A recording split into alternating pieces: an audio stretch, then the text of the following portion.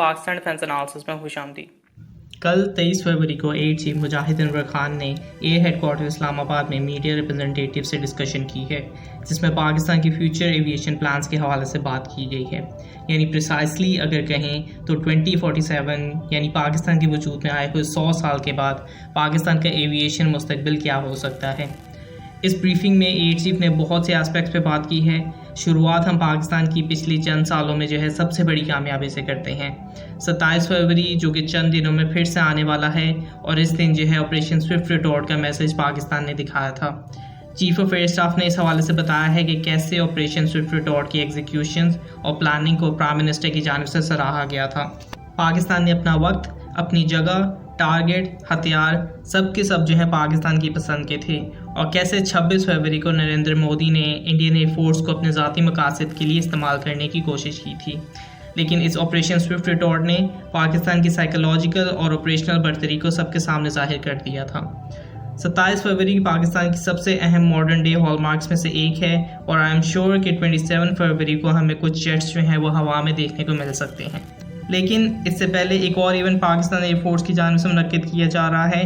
25 फरवरी को पाकिस्तान एयरफोर्स अपने मौजूदा वाहिद delta wing aircraft Mirage fighter jet की गोल्डन जुबली यानी 50 साल की सर्विसेज को सेलिब्रेट करेगा।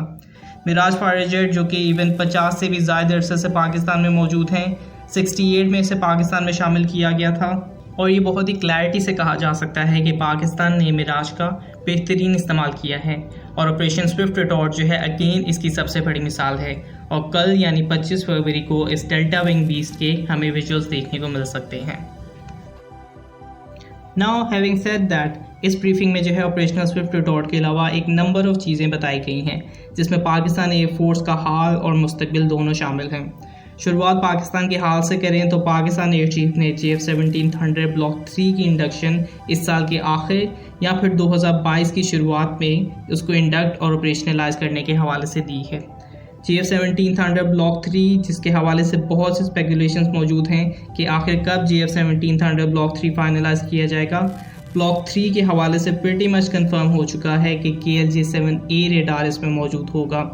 ब्लॉक 3 की लेटेस्ट पिक्चर्स में इसका इंजन अभी भी सीक्रेट रखा गया है, लेकिन ऑफ कोर्स इंजन के लिए जो है अभी सिर्फ एक ही मुमकिन चॉइस उनके पास मौजूद है। मुझे लगता है कि इसमें कोई ज़्यादा बड़ी चेंज नहीं होनी चाहिए। हालांकि WS-10 और स्पेक्यूलेटेड WS-13 इंजन के हवाले से रिसेंटली बहुत अहम और बेहतर खबरें निकल के सामने आई हैं, लेकिन आखिरी वक्त में एकदम से इस किस्म का चेंज करना मुझे नहीं लगता कि पाकिस्तान एयरफोर्स इस तरह के चेंजेस पसंद करेगी, और ये ना ही उनका खासा है। थस ब्लॉक 3 इस साल के आखिर या अगले साल की शुरुआत में प्रॉपर पाकिस्तान एयरफोर्स के अंदर शामिल होगा। हु नोज़, अब चूँकि 23 मार्च की तैयारियां कंफर्म हो चुकी हैं, तो इस परेड में भी एक ग्लिम्स हमें JF-17 थंडर ब्लॉक 3 का देखने को मिल सकता है। उसके बाद एक बहुत ही सरप्राइजिंग स्टेटमेंट में एयर चीफ ने ये भी बता दिया है कि पाकिस्तान एयर चीफ एक नए फाइटर जेट को इवेलुएट कर रहे हैं, और इसी साल पाकिस्तान के अंदर एक नया डिफेंस सिस्टम मौजूद हो सकता है।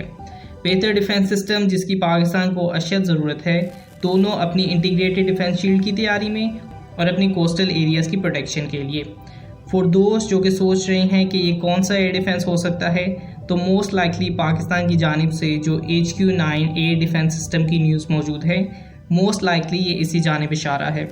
HQ-9 एयर डिफेंस सिस्टम जो कि FD-2000 कहलाता है अपने एक्सपोर्ट वेरिएंट के तौर पे, इस एयर डिफेंस सिस्टम की पाकिस्तान को बहुत ज़रूरत है, क्योंकि लॉन्ग रेंज में पाकिस्तान के पास कोई नुमाया एयर डिफेंस सिस्टम मौजूद नहीं है।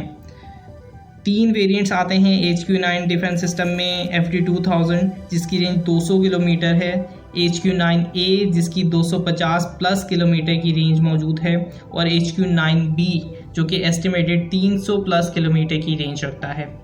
पाकिस्तान हालांकि FD-2000 परचेज़ कर रहा है, लेकिन दीगर चाइनीज़ परचेजेस में यानी टाइप 54 AP जो पाकिस्तान ख़रीद रहा है, और सबमरीन्स टाइप 39A सबमरीन जो पाकिस्तान की जानिब से या S-20 सबमरीन्स पाकिस्तान की जानिब से खरीदी जा रही हैं, उन तमाम की तरह ये FD-2000 एयर डिफेंस सिस्टम जो है ज़्यादा एडवांस्ड और ज़्यादा रेंज वाले एयर डिफेंस सिस्टम्स हो सकते हैं। थस ये बहुत ही अहम न्यूज़ है पाकिस्तान की एयर डिफेंस अम्ब्रेला को मद्देनज़र रखते हुए। फिर जहाँ तक पाकिस्तान एयरफोर्स एक नए फाइटर जेट को इवेलुएट कर रही है, आई थिंक हम सब जानते हैं कि किस फाइटर जेट की जानिब इशारा हो सकता है। J-10C फाइटर जेट के इस इवेलुएशन में होने के सबसे ज़्यादा चांसेस मौजूद हैं, लेकिन इसमें हम इसे एक ऐसे स्टेटमेंट से डिस्कस करेंगे जो कि एयर चीफ ने इसी ब्रीफिंग में दी है। According to chief of air staff, साल 2047 तक यानी आज से तकरीबन 26 साल बाद और पाकिस्तान के वजूद को एग्जैक्टली 100 साल होने पर पाकिस्तान एयरफोर्स एक मुकम्मल नेक्स्ट जनरेशन एयरफोर्स में तब्दील हो चुकी होगी और मतलब कि तमाम के तमाम platforms 5th generation fighter jet की खूबियों पे मौजूद होंगे। कुछ इसे ऐसे भी अंडरस्टैंड कर रहे हैं या ये भी स्पेकुलेट किया जा रहा है कि 2047 तक एक पूरा प्रोजेक्ट अज़म का रिज़ल्ट हमारे पास मौजूद होगा। और इस स्टेटमेंट से मैं सिर्फ यही अखज़ कर सका हूँ कि 2047 तक पाकिस्तान की मुकम्मल एयरफोर्स जो है वो स्टेल्थ फाइटर जेट्स पे इन्हिसार करेगी। इन फाइटर जेट्स में ऑफ कोर्स प्रोजेक्ट अज़म मौजूद होगा, टर्किश TFX होने की बहुत ज़्यादा चांसेस मौजूद हैं, चाइनीज़ FC-31 एक बहुत बेहतरीन कंटेंडर है। नीज़ बहुत ही अहम और बहुत ही बेहतरीन ऑप्शन जो हैं पाकिस्तान के पास मौजूद हैं। लेकिन जो एयर चीफ ने पहले कहा है कि पाकिस्तान एयरफोर्स एक नए फाइटर जेट को इवेलुएट कर रही है। अब let me place a bug in your minds कि इस वीडियो के बीच में मैंने बताया था कि मिराज अपनी गोल्डन जुबली सेलिब्रेट कर रहा है। पाकिस्तान की F-16s को हमारे पास मौजूद तकरीबन 37 से 38 ईयर्स हो चुके हैं, मतलब कि पाकिस्तान एयरफोर्स जो है एक लंबे अरसे तक अपने फाइटर जेट्स को इस्तेमाल करती है। कम से कम 40 साल जो है पाकिस्तान एयरफोर्स अपने फाइटर जेट्स को इस्तेमाल करती है। अगर ये जो एवेलुएट किए जाने वाला फाइटर जेट ये दर हकीकत J-10C है और 2047 में पाकिस्तान मुकम्मल स्टेल्थ फ्लीट पर मुश्तमिल होगा, इसका मतलब है कि J-10Cs को अगले से 26 से 27 सालों के लिए या उससे भी कम सालों के लिए इस्तेमाल किया जाएगा। क्योंकि उससे भी कम इसलिए क्योंकि 2047 में पूरी स्टेल्थ फ्लीट होगी। अज्यूमिंग कि चाइना का वैसे प्रोडक्शन रेट बहुत बेहतरीन है और शायद अगर डील हो गई है तो अगले साल ही हम ये अज्यूम करते हैं कि हमारे पास सारे के सारे J-10Cs मौजूद होंगे।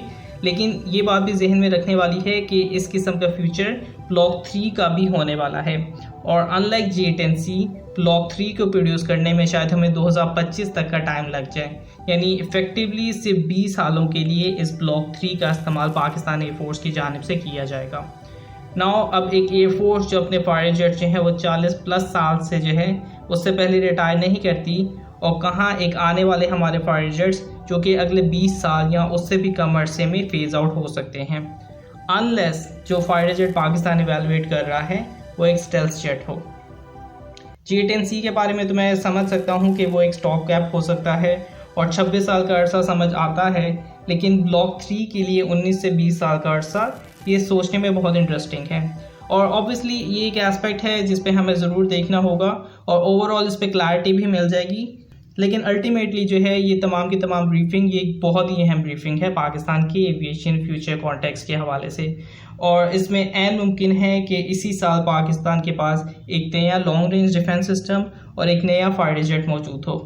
बट लेट मी नो कि आपके इस वीडियो के बारे में क्या ख्यालात हैं। Like this video, comment, subscribe और अगर आपकी कोई फीडबैक है तो उसे कमेंट बॉक्स में ज़रूर डाल सकते हैं। तब तक के लिए Pakistan defence analysis out. Good bye.